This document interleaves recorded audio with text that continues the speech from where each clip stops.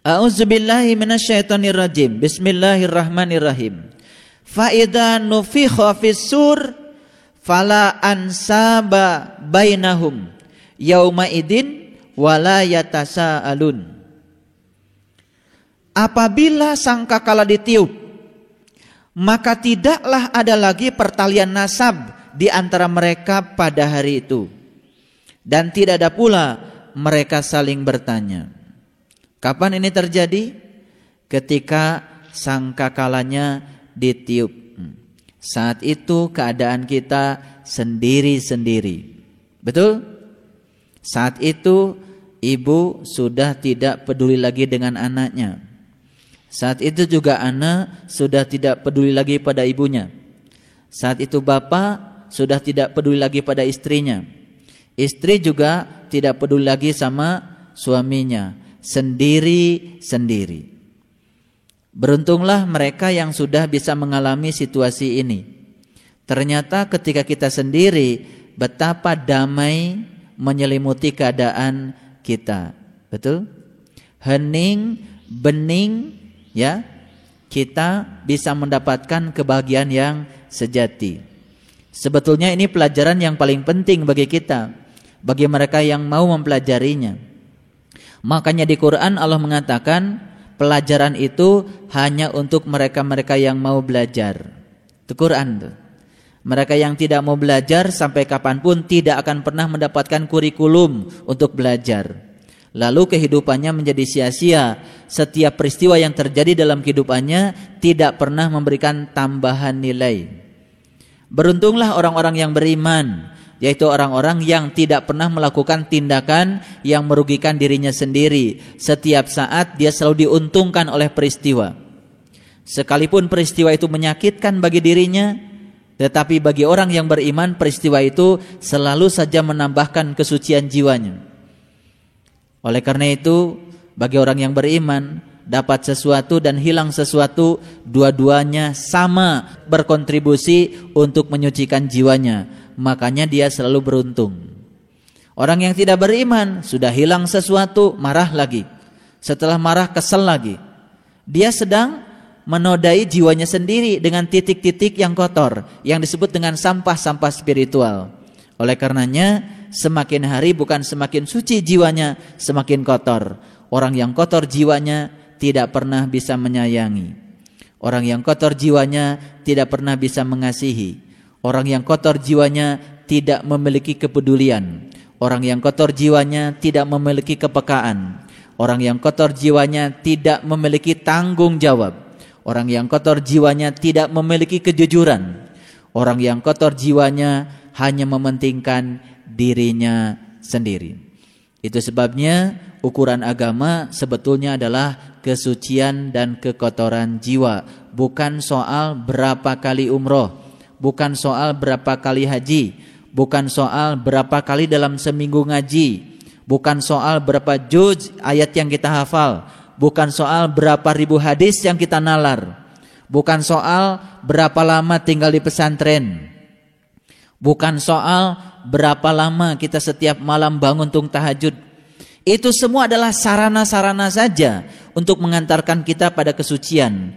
Alangkah ruginya orang-orang yang sepertinya dia melakukan tindakan agama tetapi masih saja kotor jiwanya. Lihat dari apa? Lihat dari kebijakan dan kearifannya. Lihat dari kedewasaan spiritualnya. Jadi Bapak Ibu, pada saat sangkakala ditiup, maka tidak ada lagi pertalian nasab di antara mereka pada hari itu. Jadi kalau kita baca ayat ini, sebetulnya secara ruhani kita ini tidak ada pertalian nasab. Pertalian nasab kita bukan dengan manusia. Pertalian nasab kita langsung dengan Allah.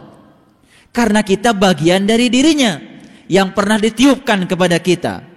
Fa idza sawaituhu wa nafakhtu fihi min ruhi faqa'u lahu sajidin. Dan ketika engkau telah aku sempurnakan penciptaanmu, aku tiupkan ruhku. Jadi sebetulnya pertalian nasab secara ruhani bukan dengan anak-anak kita, bukan dengan keluarga kita. Makanya aneh kan, Ada orang yang bertanya pada saya, "Bapak, nanti kalau saya mati, apakah saya masih berkumpul dengan keluarga saya?" Itu pertanyaan kemelekatan. Itu pertanyaan kemelekatan. Karena dia tidak mau berpisah dengan yang dia melekat padanya. Maka Nabi Muhammad kan dibiarkan oleh malaikat Jibril. "Ya Muhammad, silahkan kau cintai apa saja yang ingin kau cintai. Tapi ingat, suatu saat akan berpisah dengan yang kau cintai." Pertanyaan itu sebenarnya pertanyaan kemelekatan. Di urusan rohani saja kita masih berpikir, apakah di sana kita masih bisa ngariung, makan nasi timbel sama bolendrang? Masih itu yang dipikirkan. Padahal kita berasal dari Allah. Kita harus kembali kepada Allah. Pertalian nasab kita secara rohani adalah dengan Allah. Itu sebabnya jangan pernah kita berpisah dengannya. Makanya Allah bilang, "Wa'tasimu bihablillahi jami'a." Hai manusia, jangan pernah kau berpisah dariku. Bergabunglah, berjamalah selalu denganku, dengan habelku. Habel itu artinya tali. Jadi tali Allah itu apa? Ya, tali Allah itu adalah ma'rifatullah sebetulnya. Itu sebabnya ma'rifatullah itu hal pertama dan utama yang harus diperjuangkan dalam hidup. Jadi pantas kalau Nabi mengatakan awal agama adalah ma'rifatullah. Awal agama adalah mengenal Allah dan Rasulnya. Ini. Sekarang kita uji coba. Saat sangkakala ditiupkan, kita masih sibuk dengan pertalian nasab secara jasmani. Kita masih sibuk memikirkan yang di luar diri kita, yang berkaitan dengan urusan-urusan jasmani kita. Bapak Ibu sudah punya pengalaman apa yang terjadi. Kita tidak pernah sukses melihat diri sejati kita. Kita tidak akan pernah sukses mengenali kitab sejati kita. Padahal Allah mengatakan, "Alladzina atainahumul kitab ya'rifunahu kama ya'rifuna abna'ahum." Harusnya kamu mengenal kitab sejatimu seperti kamu mengenal anak-anakmu. Proses pengenalan itu menjadi tidak sukses ketika pertalian nasab kita masih dalam konteks urusan jasmani. Ibu bapak sedang tafakur saat dimana mau terbang, selalu tertarik ke alam semesta ini, tidak tinggi-tinggi terbangnya, karena di punggung kita terlalu banyak beban yang sedang kita tanggung, terutama kemelekatan dan rasa cinta pada selain Allah. Betul? Itu sebabnya dalam ajaran Tao saya coba untuk meneliti ajaran Tao yang paling utama. Ternyata ajaran Tao yang paling utama itu adalah bagaimana membentuk manusia menjadi anak-anak. Kembali menjadi anak-anak yang hidupnya riang gembira tanpa masalah, tanpa kemelekatan. Kita akan mulai bermasalah itu ketika menginjak usia dewasa, saat dimana kita mulai memutuskan untuk hidup berumah tangga. Kemelekatan-kemelekatan mulai terbangun di situ. Kemelekatan pada pasangan hidup kita, kemelekatan pada anak-anak kita, kemelekatan pada cucu-cucu kita, kemelekatan pada apa yang ada di sekitar kita. Dan kesempatan untuk menjadi anak-anak itu semakin hari semakin hilang. Manakala kita kehilangan kesadaran terhadap tujuan dari kehidupan kita, lalu semua manusia lupa saja, terjebak pada hiruk pikuk. Betul? Harus cari itu, harus cari ini, harus punya itu, harus punya ini. Terus manusia membiarkan dirinya menjadi kayu bakar. Lalu dia dibakar terus menerus oleh neraka setiap hari. Betul? Makanya dia bukan berada dalam damai, semakin berada dalam kegelisahan dan kesusahan. Tapi tidak sedikit yang menyadari ini. Tidak banyak maksud saya yang menyadari ini. Betul? Mungkin kita pun saking asiknya, saking sibuknya terkadang terjebak. sebetulnya tujuan hidup saya itu apa? Makanya perlu ada suatu pemulihan. Pengajian yang seperti ini sebetulnya mengingatkan kita untuk segera memulihkan diri kita sendiri ketika kita sudah terlalu jauh kita berjalan ke alam-alam yang rendah. Kita segera menarik diri kita. Kata Allah, sesungguhnya kamu sekalian hampir-hampir di jurang api neraka. Fa'an kodakum minha, tapi aku yang menariknya. Jadi kalau hari ini kita ada di sini bukan karena kita hebat, tapi karena Allah sedang menarik kita. Karena kita hampir saja di jurang api neraka, membiarkan diri kita menjadi kayu bakarnya neraka setiap saat. Baik, kita teruskan ya. Dan tidak ada pula mereka saling bertanya. Betul? Ayat ini nyata atau hayalan? Nyata. Ayat ini nanti atau sekarang? Sekarang. Beruntung mereka yang sudah bisa mengalami ayat ini. Beruntung mereka yang sudah menyadari sepenuh hati ayat ini. Karena ternyata hidup sendiri-sendiri. Sederhana? Sangat sederhana. Ketika kita bisa sendiri-sendiri dan menjadi diri kita sendiri. Baik kalau begitu, ketidaksederhanaan hidup kita selama ini karena kita hidupnya ewuh pakewuh, ruwet.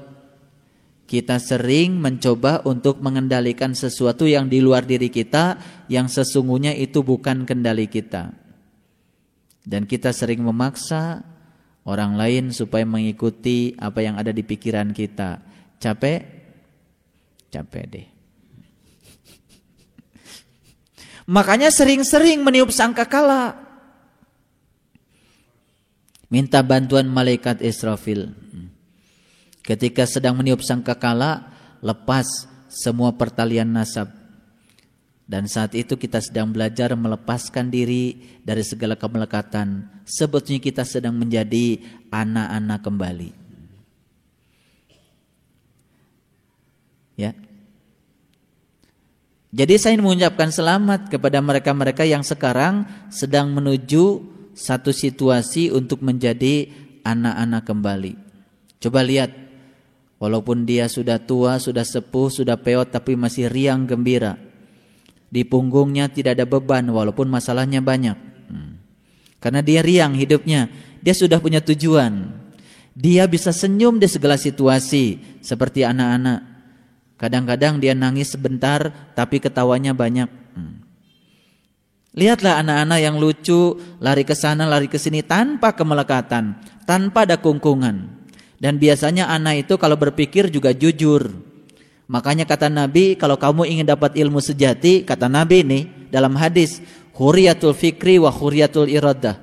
Bebaskan pikiranmu, bebaskan kehendakmu. Pikiran dan kehendak kita selama ini telah dibebani oleh sampah-sampah spiritual.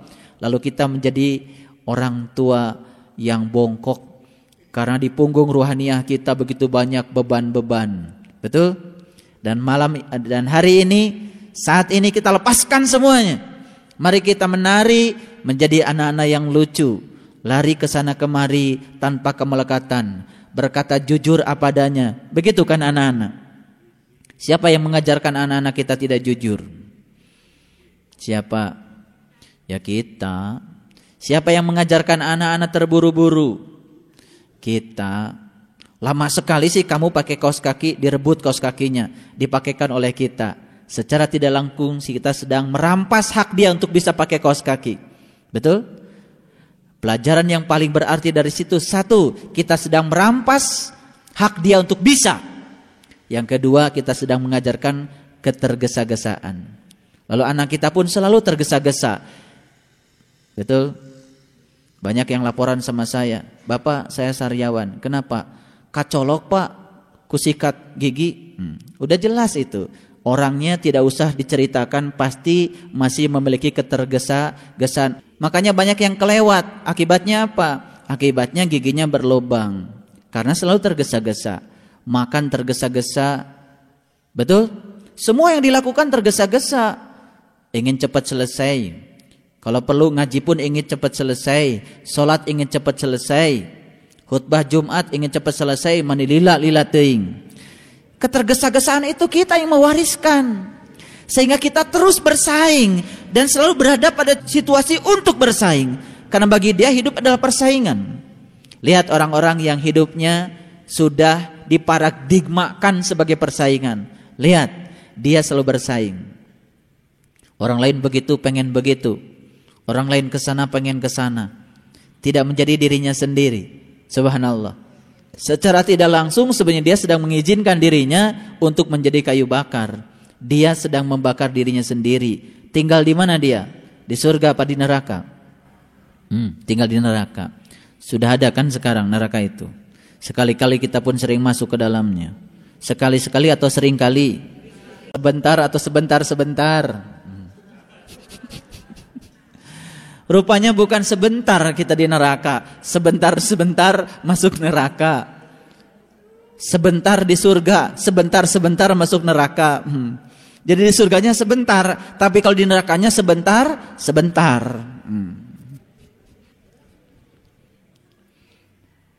Nah, kenapa apa pentingnya ayat ini kok saya lama-lama bahas ayat ini?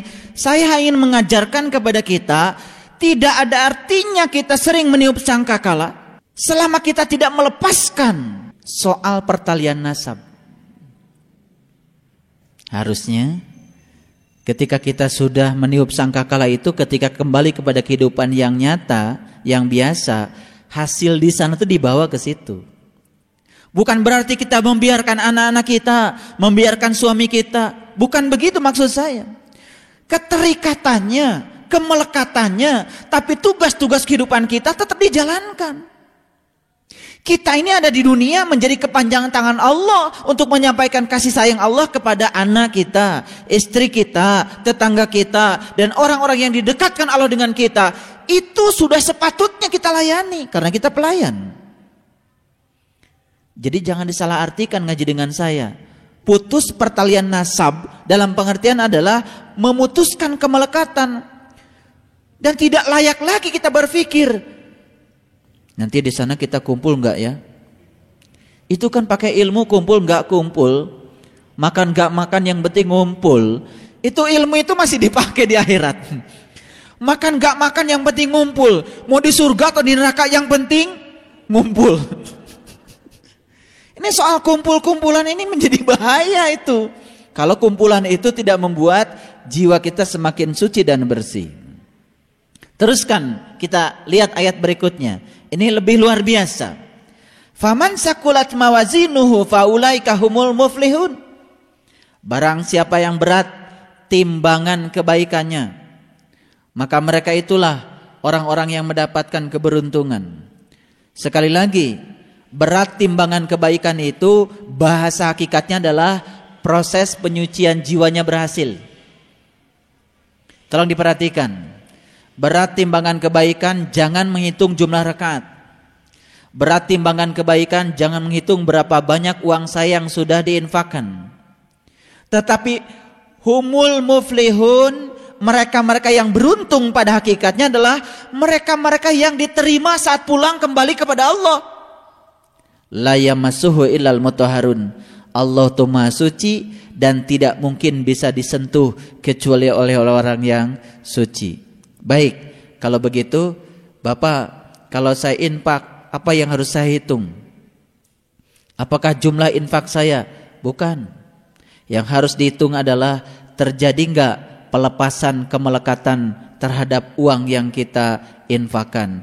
Ketika terjadi proses kemelekatan, pelepasan kemelekatan, berarti sedang mengambil satu noktah, satu titik noda di dalam jiwa kita. Bersih jiwanya? Bersih. Semakin banyak orang itu berinfak, berarti semakin banyak dia menarik titik-titik kemelekatan pada jiwa. Jadi bagi orang yang cerdas, sebetulnya keberuntungan bukan berapa banyak uang yang dia keluarkan, tapi berapa bersih jiwanya. Paham? Oke, gitu. Karena ini tidak dipahami secara sungguh-sungguh, akibatnya banyak orang yang setiap hari menghitung-hitung kebaikannya. Makanya Nabi mengatakan, jangan pernah menghitung kebaikan yang dilakukan pada orang lain. Tapi kalau mau menghitung, hitung kejelekan yang pernah dilakukan pada orang lain. Menghitung kejahatan yang kita pernah lakukan pada orang lain, menyadari bahwa itu harus segera ditarik titik kejahatan itu dari jiwa kita, agar jiwa kita menjadi bersih. Jadi sebetulnya semua ibadah yang kita lakukan pada dasarnya bukan kuantitatifnya yang penting, tapi yang penting kuantitatif dan kualitatifnya. Jadi artinya kalau kita mengeluarkan sedikit dari harta kita yang banyak, itu tanda sebetulnya kita masih memiliki kemelekatan. Ketarik nggak titik noda di dalam jiwa yang kotor itu? Ketarik, tapi dikit. Ngerti maksudnya? Ketarik tapi dikit. Artinya kalau pakai penghapus udah dihapus tapi masih ada. Jadi kualitas penghapusnya kurang bagus. Apalagi yang mau dihapus itu bukan pensil, bekas tinta. Apa bedanya pensil dengan tinta? Bedanya apa? Secara kimiawi bedanya terletak pada seberapa besar ikatan kimianya. Kenapa pensil, bekas pensil mudah dihapus oleh penghapus? Karena ikatan antara molekul-molekul pensil dengan molekul kertas itu tidak seberapa besar dibandingkan dengan ikatan antara tinta dengan kertas. Nah, kan sebetulnya beda kita itu cuman apakah kita ini bekas pensil atau bekas tinta? Apakah spidolnya itu yang bisa dihapus atau spidolnya yang permanen? Kan itu masalahnya. Betul enggak? Iya. Kalau yang permanen spidolnya ngapusnya setengah mati. Dicucinya perlu pakai alkohol. Betul enggak? Iya. Yang kemelekatannya permanen dicucinya kan susah. Betul enggak? Susah. Orang belajar ilmu kanuragan. Kenapa? Karena dia takut mati. Dan dia takut sama orang lain yang berkhianat pada dirinya. Betul enggak? Itu kan sebetulnya takut yang itu adalah takut yang berupa kemelekatan.